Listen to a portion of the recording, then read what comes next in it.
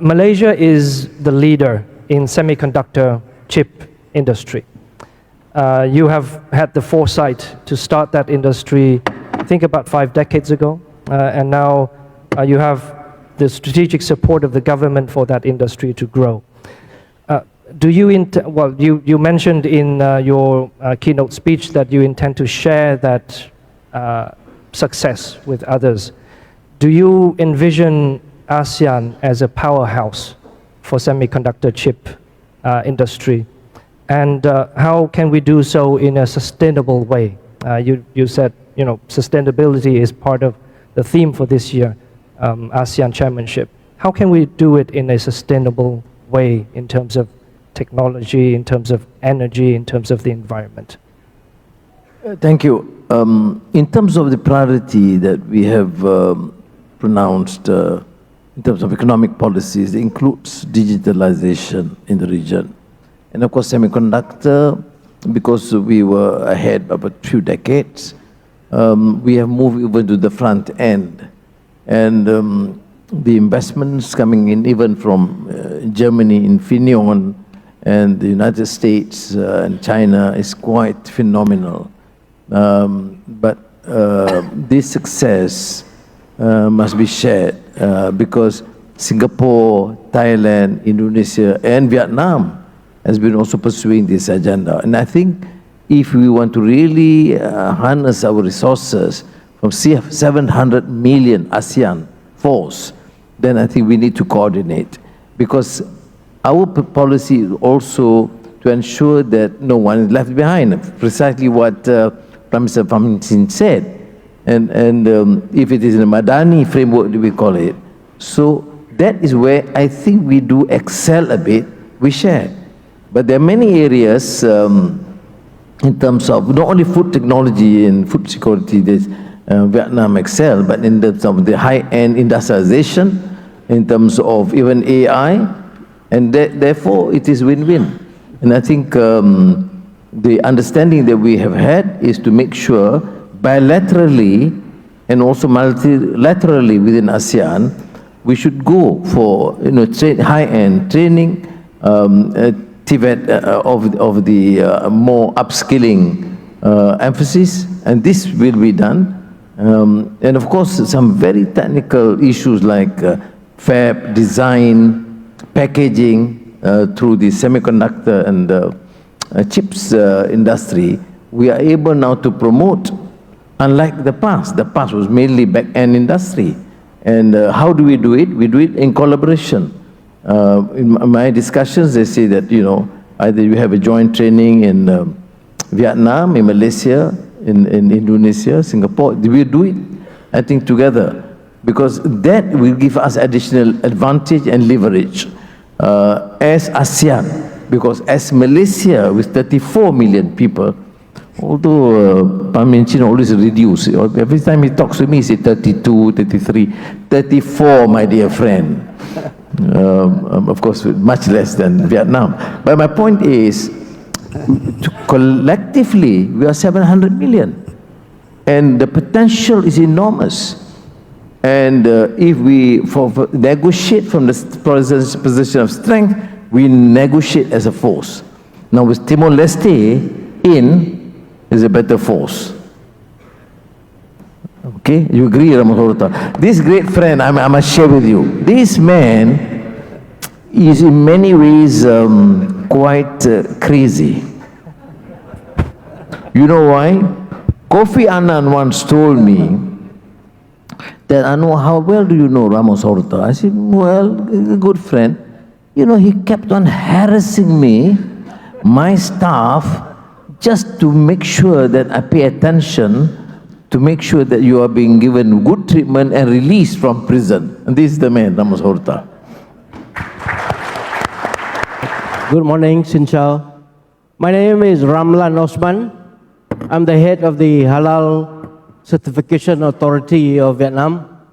My question to Dato Sri Anwar Ibrahim. Dato Sri, as the chairman of ASEAN, ASEAN has about 300 million Muslim population, and Vietnam is known To me, I call it the fur of the world, just like kitchen of the world is to Thailand. And both countries, yeah, Malaysia, ASEAN, and Vietnam, could play a pivotal role in having the food security, food safety for OIC member countries and to the world. As you know, halal is fragmented. Different countries has a different standard. Do you think, being a chairman of ASEAN, you could pull ASEAN together and will be a force to be reckoned with in terms of halal standard? Thank you very much. Thank you for that question. Allow me to take perhaps two more questions, and then I will ask you to respond. The gentleman over here, please. My name is Amitav Acharya. I am a professor at American University in Washington, D.C., and I chair the ASEAN Studies Initiative. Question to Prime Minister Anwar and Prime Minister Pham. In an article in December 2024, Prime Minister Anwar talked about ASEAN's second renaissance is now. And in that article, he used the term a rules-based regional order.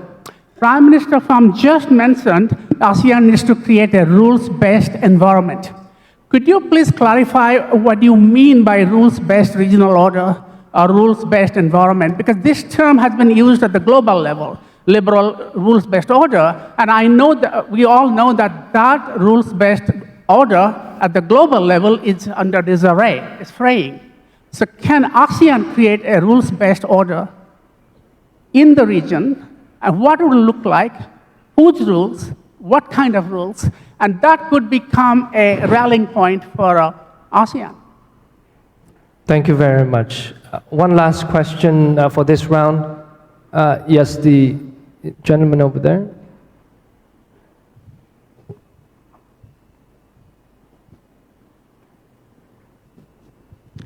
Hello, good morning. My name is Ibrahim. I am a UK to ASEAN a young scholar, and I come from the deep south of Thailand. So first of all, I would like to thank you, Prime Minister Anwar Ibrahim, for your support in peace process in the deep south of Thailand. And my question is, in the deep south of Thailand, in the ASEAN region, we have the opportunity of the digital economy growth. But however, we have the challenges of cybercrime and cybersecurity.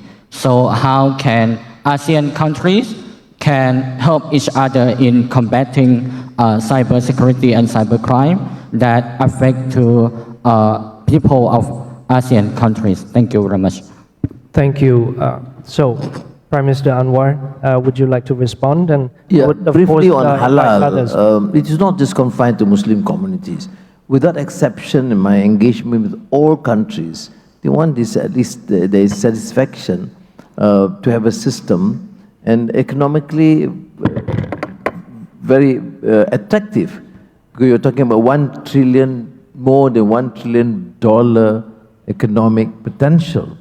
So we are working under clear certification. We are fortunate because Malaysia is regarded one of the leading in terms of halal certification.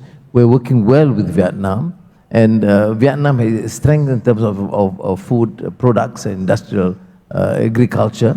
So I think there's enormous potential. Whether we could have it as one certification, I don't think that's an issue. The issue is to have a standard certification recognized by all and is easy for access of market in Africa, in the Middle East, etc. And the second issue on the rule-based order, as far as ASEAN is concerned, multilateral arrangements, United Nations, WTO, climate accord will be observed, notwithstanding the turbulence in some other areas or statements by other communities. As far as ASEAN, the consensus is a rule-based order.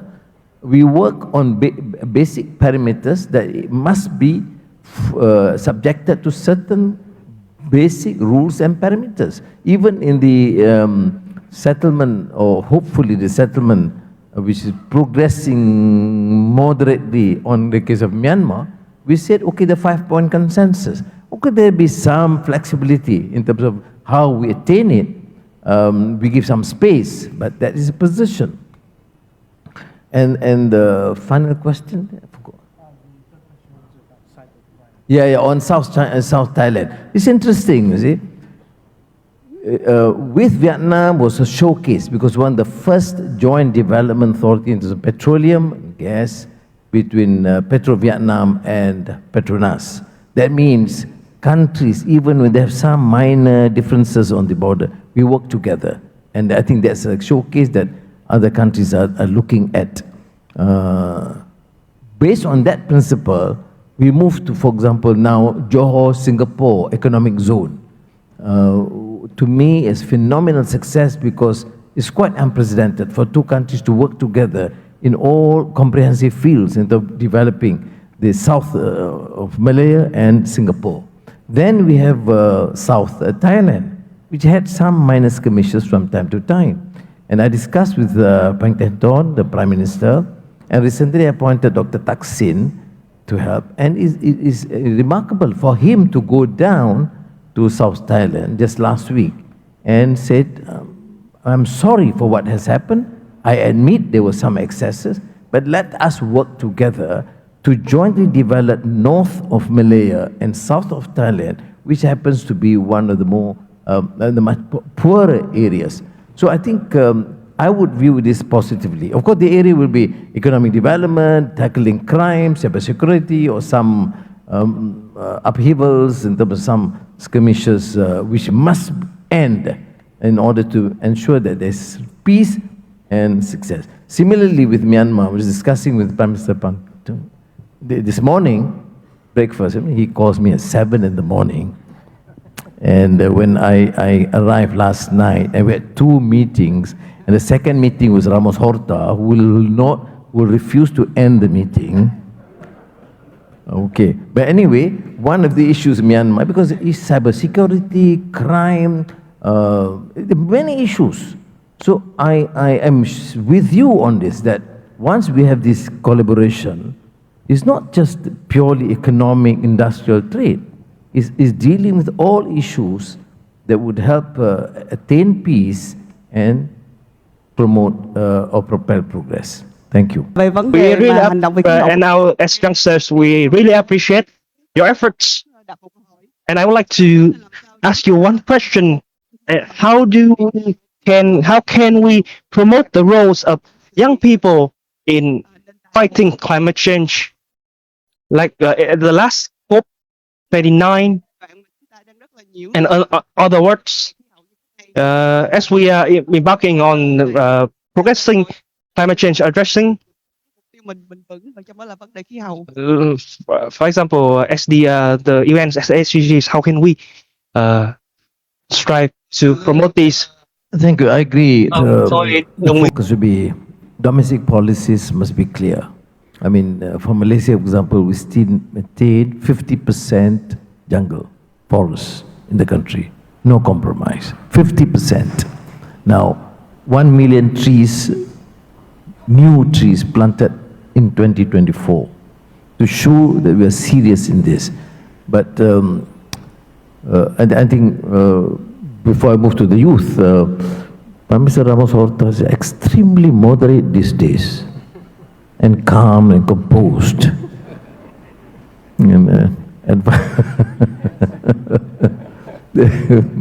But I share the sentiment that finally, whatever you say in this hectoring, you're right, sometimes in the international arena, I resent the idea that people who have destroyed their environment impose on developing economies, unacceptable terms. I mean, what else do you expect from Malaysia? 50%, whatever the development strategies are, no compromise, 50% minimum must remain jungles and green. I mean, to me, this is the maximum. But sometimes painful to hear the hectoring. You know, and the contribution by the industrialized world has not been forthcoming. In what, COP27 or earlier, they promised $100 billion. It's not forthcoming. So I think whilst it is true that we should focus on domestic policies, showcase our commitment to environmental protection, but we must also raise our concerns that the international community, particularly the industrialized West, have a duty to perform, is one. Secondly, I think Luxon have articulated well in terms of appealing to the youth. The youth must have conscience. I mean, it's not enough to say that you are leaders for tomorrow. You have to express strongly and courageously, because it is science and knowledge. Environmental degradation is about science and knowledge. It's not politics.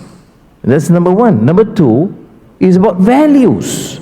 We talk about sustainability, we talk about development, you talk about humanity, you talk about compassion, you talk about destruction of our environment. It takes people with values to understand this.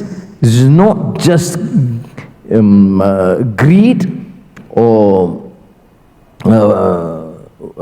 purely economic unbridled capitalism.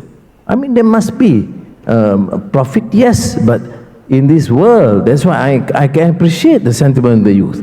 There's a trust deficit because leaders do not honor their commitments. So I think the youth must be courageous enough to express your views. This is your future, this is the country's future, is your parents' survival and your children's survival. So climate change, to my mind, is something very critical, and it's unfortunate that sometimes you will get derailed by some expressions contrary to what we consider as science and knowledge. Thank you. Honorable guests, so first of all, thank you so much for giving me this opportunity to ask questions. I am a young scholar from the DAV, and my question for you is that because you have emphasized that ASEAN for now is one of the most peaceful regions in the world, and we have come from differences to unity, and now we have a very successful ASEAN identity. So in the context of increasing global tension and armed conflicts happening in many hotspots, do you think that ASEAN centrality can play a role in promoting peace and security around the world? And maybe an advice for us, young generation, on how can we continuing the success of your generation in ASEAN, especially according to the principle by Prime Minister Phạm Minh Chính, is that to upholding the principle of doing better next year. Thank you very much. Excellent question. Can I ask you, what year are you in? I am a sophomore majoring in international relations and international law. Thank you very much. Perfect. Thank you very much. Well, I think this is a question for all of you. So